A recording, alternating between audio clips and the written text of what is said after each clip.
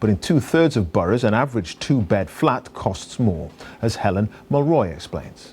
The Help to Buy ISA was introduced in December. It allows first home buyers to put their deposit in a tax-free savings account, with the government topping up those savings by 25% up to a maximum of £3,000 when they buy their first home. The snag being the price of that house in London can't be more than £450,000 or £250,000 across the rest of the country. Investigations into what caused the crater in Charlton are being carried out, and our reporter Helen Mulroy has been at the scene for us for much of the day. Helen. I am, Assad, yes. I mean, many employers would have heard the excuse of car trouble when employers are late for work or they don't show up at all. But as you can see, the sinkhole behind me really brought a whole new meaning to that phrase. It opened up in the early hours of this morning. Of course, it meant major inconvenience for the owner of the car, which was swallowed up, and also major inconvenience for the residents and people living nearby whose vehicles and homes are involved in this cordon. I've been here all day. Here's what unfolded. After recording one cyclist speed through at more than 30 miles per hour. Helen Mulroy reports. As many as 1,200 cyclists an hour use the boardwalk between Speaker's Corner and Hyde Park Corner during peak times. So to regulate the speed of this traffic, work will begin next week to install speed humps along the path. The reality is Hyde Park has to cater for a range of different users, from pedestrians of all ages to leisure cyclists as well as commuters. And Royal Park say the introduction of these measures will make the park more accessible to all. It was Zane's mother, Nicole, who gave evidence today. Wiping away tears, she told of her efforts to frantically resuscitate her son the night that he died. When asked by counsel to the inquest, Alison Hewitt, why she didn't wake her partner Kai when she found their son unconscious, she replied, "I was losing my child at that point. If you had children, you would know. Nothing would make you leave your child." A cannabis farm's been discovered right under our noses. Close to 3,000 of the plants have now been found in the old Debenhams store in Derby.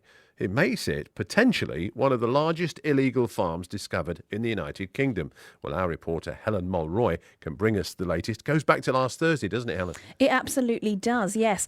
Last Thursday evening, police entered a rear section of this building on Victoria Street. People would know it as the old Debenhams building. And whilst they were there, they discovered a large quantity of cannabis plants.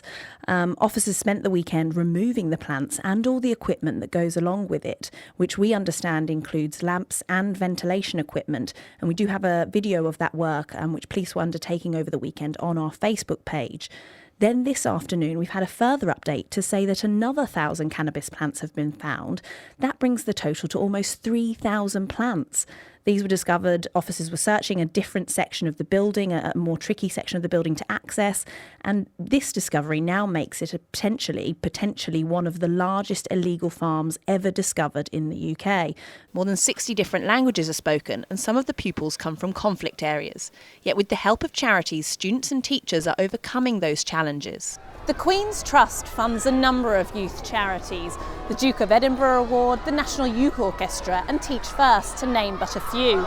They work in partnership with Lister Community School to help support the pupils here in Newham. These are the stunning images of wildlife from around the world, captured and brought here for an exhibition at London's Natural History Museum. Shall we take a look?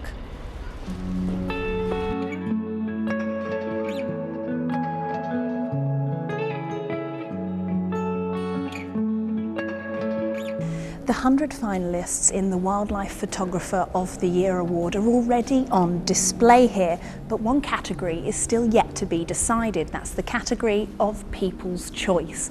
After nearly 50,000 submissions, it's now been narrowed down to just 25, and the choice is yours. You have until the 10th of January to cast your vote. I like that one, like yes. the penguins, yeah. Because they're so... I think the shape, they're just sort of like little old men, like, with all covered in snow, fast asleep.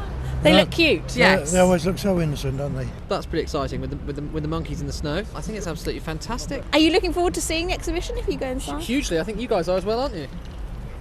That's a lot of enthusiasm there. At £75 million, this is the largest divorce settlement in English legal history. And while to many it may seem like the wranglings over an exorbitant amount of money, today's ruling, based on Ms. Estrada's needs, could have real ramifications for similar cases in the future. Helen Mulroy, BBC London News.